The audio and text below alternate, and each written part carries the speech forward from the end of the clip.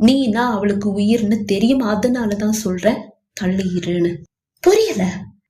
அவளை இழுத்து அணைத்தவன் அவள் கன்னத்தை மெல்ல வருடினான். அந்த கரம் மெல்ல ஊர்ந்து அவள் கழுத்தை அடைந்தது. அது அங்கிருந்தும் மெல்ல கீழே இறங்க அவள் நெளிய ஆரம்பித்தாள். சிரித்தவன் தன் கரத்தை அவள் கழுத்தில் அப்படியே நிறுத்தினான். நான் தொடும்போது உனக்கு எப்படி ஃபீல் ஆகுது? உன் மேல இருக்கிற ஆசையில உன்னை தொடுற மாதிரி தோணுதுல்ல?